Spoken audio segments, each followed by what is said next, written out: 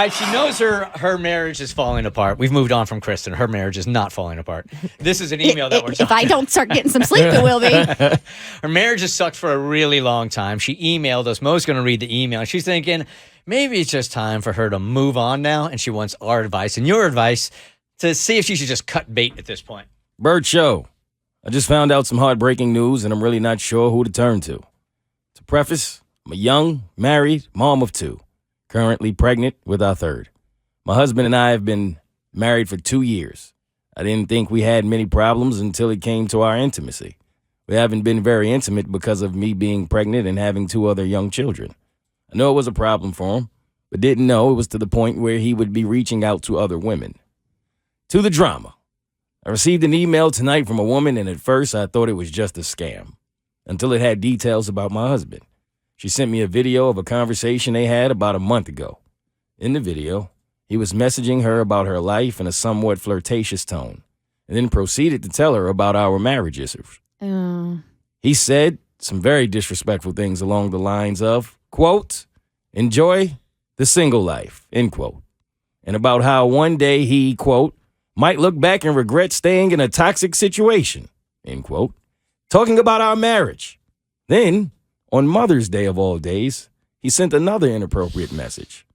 After reading the conversation, I immediately confronted him, and he explained he had been drinking on both occasions. He was, but that isn't an excuse, and said he had been telling me for months that he was feeling lonely. I feel extremely conflicted on a few things. Number one, I am partially blaming myself for not wanting to be intimate and not catering to that aspect of our relationship. Number two, I can't decide if he cheated or not. First, I thought it was cheating, but now after talking/thinking about it for a few hours, the conversation between them didn't turn sexual, just extremely disrespectful toward me and our family. Number three, where do we go from here? He does feel a lot of remorse and has said he is willing to do whatever he can to rebuild our relationship, and that the trust that has been the trust that has been lost. He said he is done drinking, and we have decided to get an appointment with a marriage counselor. Good.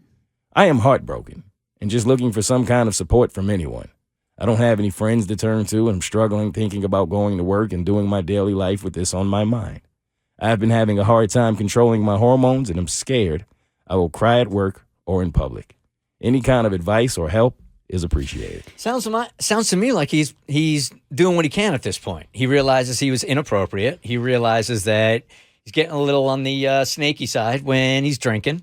So he's stopping that, and he's decided to get an appointment with a marriage counselor. Let's see if he actually does it. I mean, I think that speaks volumes right there. Yeah, it's one thing to say something, and it's another thing to actually do it. And the good news is you're pregnant with your third, so if you do cry at work or in a public place, just blame it on the pregnancy. Yeah. It's totally fine. Built-in excuse right there. 100%. How about this one part of this that I connected to is her feeling guilty by not wanting to be intimate because she's just not feeling it right now? No, and I mean that's understandable, but you shouldn't blame yourself. Like before he ever did any of those things, he needed to come to you and be like, "Hey, I'm missing this aspect of our relationship." So, I have a friend who dealt with infidelity in her marriage, and she took partial responsibility. She's like, "It's not completely on him. Like we are both at fault here." Which in some ways as a friend, you're like, no, you're not. He's a dog, blah, blah, blah. And some ways I commended her. In some ways I was like, are you sure about that?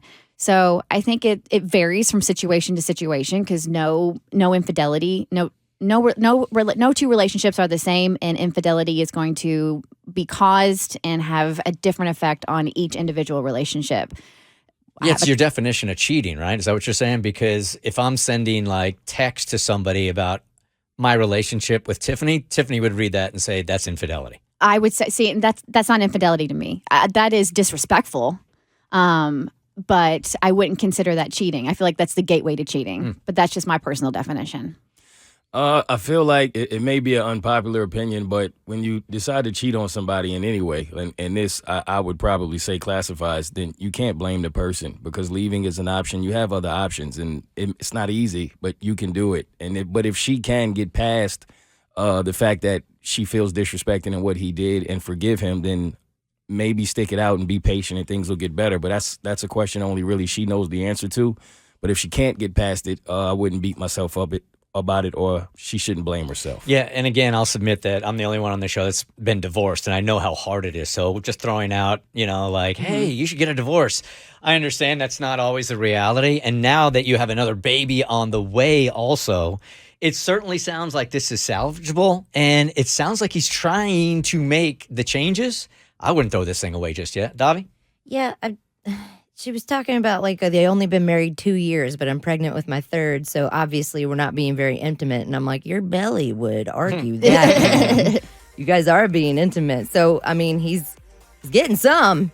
Why does he need more attention? But if he actually authentically said, I'm feeling lonely, and gave her all the warning signs and has been trying to talk to her about it, but she was busy, pregnancy brain, whatever, then marriage counseling is definitely the way to go, because I got friends that when they're pregnant, they're like, don't touch me. And then other ones that were like wild. Like they wanted to do it all the time. So I get what you're going through, but definitely go to that marriage counselor. And I think, have him make the appointment to the marriage counselor, because if he doesn't do that, then it's not authentic. The Bert Show. Like what you just watched, you can get more of The Bert Show for free. Just listen to The Bert Show podcast on Apple, Spotify, or wherever you get your favorite podcasts.